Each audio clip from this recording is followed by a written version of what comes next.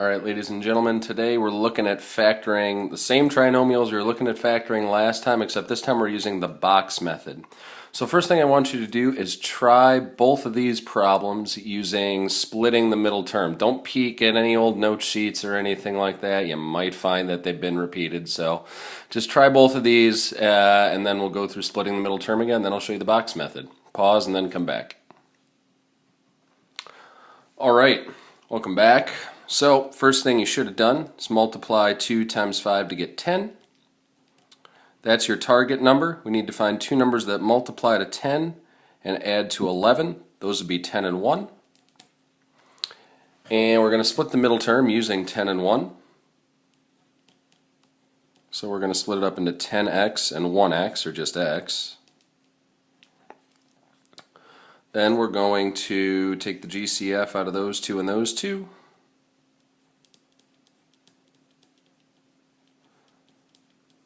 GCF in the second one is 1. We looked at a lot of examples that have had a GCF of 1, and I think it's important that you do take it out because it just makes the whole process go the same way each time. So you should have gotten 2x plus 1 times x plus 5. Second one, key thing to remember is that that counts as a negative 2. If you don't count it as a negative 2, things are going to go pretty wrong pretty quick in this one. So 3 times negative 2 is negative 6. Numbers that multiply to negative 6 and add to 5, that would be 6 and negative 1. Split the middle term. If I have one positive and one negative, I do like to put the negative 1 first. That's just my personal preference, but kind of up to you. Otherwise you end up with two negatives in the second one. You got to be a little more careful with signs. Just my preference though. GCF of the first two is x. GCF of the second two is 2. And we end up with x plus 2 times 3x minus 1.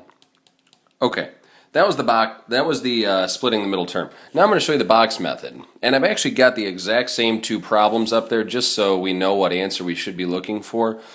This video will be real short because it's pretty much the same method, just kind of in a little different way. I was almost not even going to show it to you, but for those of you that kind of like using boxes to help you multiply polynomials, maybe this way you'll feel a little more comfortable. Okay, so you start the same way, multiplying 2 and 5 and getting 10, and then looking for numbers that multiply to 10 and add to 11 and getting that those are 10 and 1. That whole thing is exactly the same. The difference is what you're going to do now is you're just going to put, instead of putting all four of those terms in a line, you're going to put them in a box. So we're going to put 2x squared here and 5 at the end. And we're going to put 10x and x in each of those places. What you're going to do now that makes this just slightly different is you're still going to do a GCF, but you're just going to do a quick GCF 4 times and you don't have to worry about like up here, the big thing we had to make sure we had to do is make sure that like these parentheses matched. We're not really going to have to worry about that this time. So here's what's going to happen. GCF of this row is 2x. GCF of this row is 1. GCF of this row is x, or of this column, excuse me, is x. And GCF of this column is 2. And all those things were positive, so we'll put some plus signs in there. We still get 2x plus 1 from the left side and x plus 2 from the top half.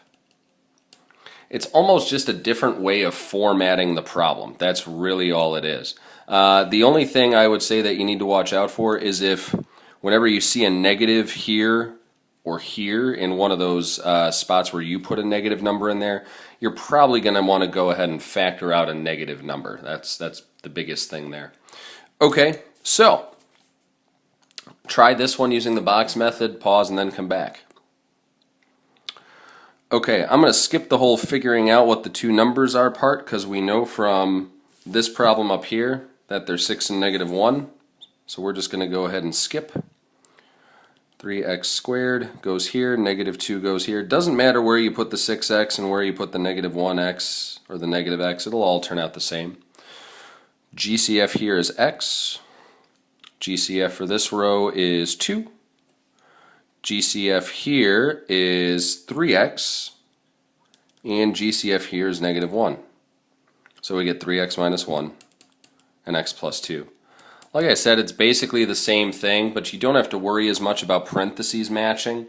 So that makes it just a little bit easier in some respects. But if you're comfortable with splitting the middle term, just keep going with that. This is another way. So when you do your practice problems on this, practice only using the box method. And when you take the concept quiz on this, I need to see that you know how to use the box method, because I just want to make sure that you've got, by the time all's said and done, 3 different ways of completing these factoring problems, because speed is going to be important, and you got to pick the one that is going to be fastest for you out of these first 2. And then the third method I'm going to show you is radically different, and is one that you'll want to have in your back pocket. So we'll talk about that next time, but that's it for this one.